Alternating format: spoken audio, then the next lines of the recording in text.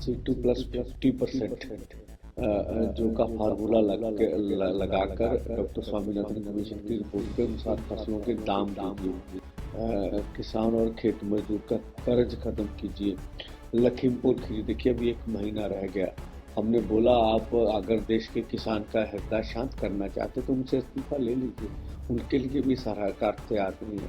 दूसरी, सभी केस वापस लेने हैं, बिजली संशोधन बिल है और पोल्यूशन एक्ट से किसान को निकालना, फसली बीमा योजना है जिससे अपने बलदम पर सरकार करे, नरेगा है, मजदूर की 200 दिन 700 रुपये दिहाड़ी है, विश्व व्यापार संस्था से भारत 12 मेंबरी जो ये मांग पत्र है।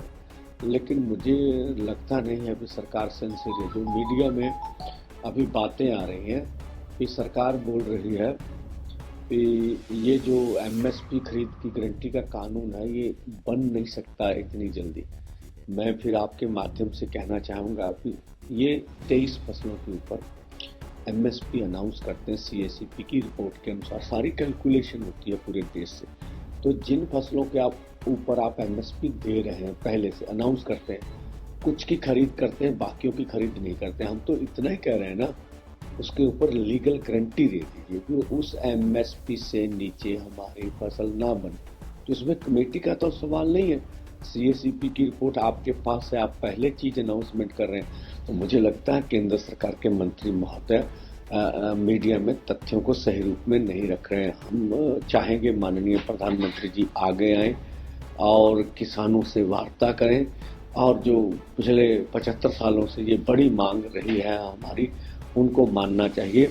और हमने आज भी आपके माध्यम से रखते हैं कि 2012 में जब माननीय प्रधानमंत्री जी मुख्यमंत्री थे तो वो कंज्यूमर अफेयर कमेटी के चेयरपर्सन थे, तो उन्होंने जो आज मांग हम कर रहे हैं उनकी सिफारिश की थी कि एमएसपी खरीद की गारंटी का कानून बनना चाहिए। 2018 में मोदी सरकार के समय में जो उस समय के खेती मंत्री थे उनके बड़े अधिकारी की चिट्ठी है हमारे पास कि हम C2+50% के अनुसार जो फसलों के दाम देंगे। और जबलपुर हाई कोर्ट का निर्णय भी हमने उसके सामने रखा। तो कोर्ट में कोई भी जब मैटर जाता है तो वो पूरी कैलकुलेशन होगी कि आपकी फसल पे इनपुट्स क्या हैं, सरकार का क्या पक्ष है। जब माननीय हाई कोर्ट ने बोला है तो किसी आधार पर ही बोला होगा। तो हमने पहले बोला भी आपके पास सभी चीजें थी और है, इसके लिए नए सिरे से कमेटी बनाकर अब सारा मुद्दा आप ठंडे बस्ते में डालना चाहते हैं तो ये तो उचित नहीं है। और दूसरा, 2 साल पहले आंदोलन हुआ, आपने ये सब मांगे तो पहले मानी हुई, कमिटमेंट कर ली हमारे साथ, तो अब उनको लागू करना का समय है। तो फिर आप समय मांग रहे हैं तो अनुचित है मुझे लगता है। तो ये सब अब पोजीशन हम चाहेंगे सरकार बल प्रयोग हटाए, आम जैसे माहौल को पैदा करे। हरियाणा पूरी तरह 161 कंपनियां लगी हुई हैं पूरे हरियाणा में, जैसे अब हमने पढ़ा जो राजस्थान है उनके 3 जिलों में भी इंटरनेट को सेवाएं बंद कर दी गई। मुझे लगता है ऐसा नहीं होना चाहिए किसी भी जमहूरियत कंट्री में। हम इस देश के किसान मजदूर हैं, हमें अपनी बात रखने दीजिए। हम आगे आपने हमारी बात माननी ना माननी एक अलग बात है, हम तो चाहे हमारी बात माने, लेकिन हमें लोकतांत्रिक तरीके से अपना प्रदर्शन करने का अधिकार देना चाहिए। सर, अभी तक कितने जो किसान हैं इंजन शहीदी हुई है? कल का एक देखिए, कोई भी ऐसी अभी नहीं। अभी तो 61 किसान जो पटियाला में हॉस्पिटल में पहुंचे उनकी पुष्टि हो सकी है, और जो छुटपुट जो हॉस्पिटल भी नहीं गए वो तो सैकड़े होंगे जिनके ऊपर चल रहे हैं। तो शेलिंग आ गई, इधर से लग गया उधर लग गया, पत्रकार पे भी लगा। कुछ इस किस्म की मुझे नहीं लगता डेट जो वीडियो में इस तरह की कोई हुई ना, बिल्कुल नहीं। हाँ, खनौरी बॉर्डर पे हम मालूम करेंगे उधर तो नहीं कैसा हुआ, लेकिन हमारे आज तक जो हमारे पास पुष्टि है वो इस तरह की कोई खबर नहीं। सर, जो किसान वहाँ देखिए, एक तो उनके पास सभी कुछ है, वो अपने तौर पर वो सब कुछ मैनेज कर रहे हैं, बना रहे हैं। दूसरा, यहाँ जो लोकल लोग हैं उनका बहुत ज़्यादा सपोर्ट है हमें।